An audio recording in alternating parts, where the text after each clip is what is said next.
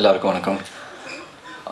இந்த படத்துக்காக ஒரு 2 வருஷம் உண்மையிலே ரொம்ப ரொம்ப ஒர்க் பண்ணோம். எல்லாரும் டீமாக சொல்கிறேன். ரொம்ப ஹார்ட் ஒர்க் போட்டோம். நிறைய உண்மையான லைஃப்லேயே எக்கச்சக்க ஹடில் சந்திக்க வேண்டியதாக இருந்தது.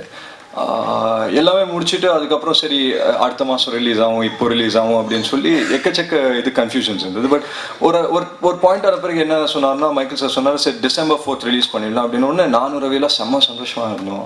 செம்ம சந்தோஷமாக இருந்து சரி இப்போது நம்ம கஷ்டப்பட்டதுக்கு நமக்கு பலன் கிடைக்க போகுது அப்படின்னு சொல்லி.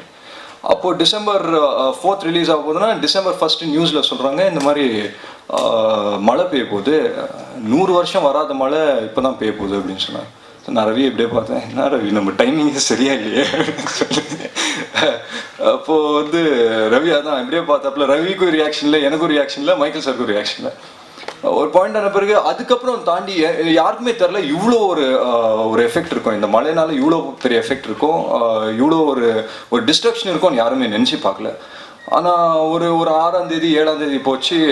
அப்போது எல்லாருக்குமே ஒரே ஒரு கன்சர்ன் தான் இருந்தது, சரி நம்ம மக்களும் நம்மளை சுற்றி இருக்கிறவங்க எல்லாருமே நல்லா இருந்தால் போதும் அப்படின்ற ஒரு மைண்ட் செட்டுக்கு எல்லாருமே வந்துட்டோம். இதெல்லாம் தள்ளி வச்சுட்டோம் எல்லாருமே. இப்போ மைக்கேல் சார் ஒரு வாட்டி என்ன சொல்கிறாருன்னா, இந்த மாதிரி 11th ரிலீஸ் பண்ணால் இது ஒரு நல்ல இதாக இருக்கும் நமக்கு.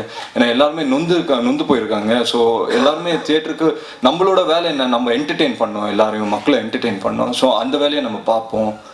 ஸோ 11th ரிலீஸ் பண்ணால் நல்லா இருக்கும் அப்படின்னு சொல்லி சொன்னாங்க. ஸோ அவருக்கு சப்போர்ட் பண்ண சிவா சார். ஸோ எனக்கு தெரிஞ்சு அதுதான் கரெக்டான decision. Michael sir Siva sir எடுத்த பர்ஃபெக்ட் டெசிஷன் அதுதான். ஸோ அவங்களுக்கு தான் நான் தேங்க்ஸ் சொல்லணும். அண்ட் இந்த படம் நான் என்ன தான் பண்ணியிருந்தாலும் நான் போட்டிருக்கிற ஹார்ட் ஒர்க்கு, நான் போட்டிருக்கிற எஃபர்ட்டு எல்லாத்துக்குமே அப்ரிஷியேட் பண்ணி இந்த படத்தை இவ்வளோ சப்போர்ட் பண்ண press, media and Tamil cinema ரசிகர்களுக்கு ஒரு மிகப்பெரிய நன்றி. உண்மையிலேயே ரொம்ப ரொம்ப வருஷமாக இந்த நாளைக்காக தான் நான் காத்துக்கிட்டு இருந்தேன். சரி ஒரு சக்ஸஸ் மீட்டில் நம்ம போய் நின்று பேசணும் அப்படின்னு சொல்லி இன்றைக்கி அதுவும் உண்மையாக வந்திருக்கு. அதுக்கு எல்லா கிரெடிட்டும் வந்து என்னோடய டீம், ரவியர்ஸ் ஆகட்டும், நம்மளோட கேமராமேன் சரவணன் சார் ஆகட்டும், என் என்டையர் டீமுக்கு தான் நான் நன்றி சொல்லணும். ஏன்னா என்ன தான் ஒர்க் பண்ணியிருந்தாலும் இதுக்கு முன்னாடியும் நிறைய படத்தில் நான் பண்ணுற ஒவ்வொரு படத்தையும் நான் மேக்ஸிமம் என்னால் எவ்வளோ கொடுக்க முடியுமோ அதுதான் நான் கொடுப்பேன். ஏன்னா இப்போது 100% கொடுக்கணுன்னா நான் அங்கே 120% நான் கொடுக்க ட்ரை பண்ணுவேன்.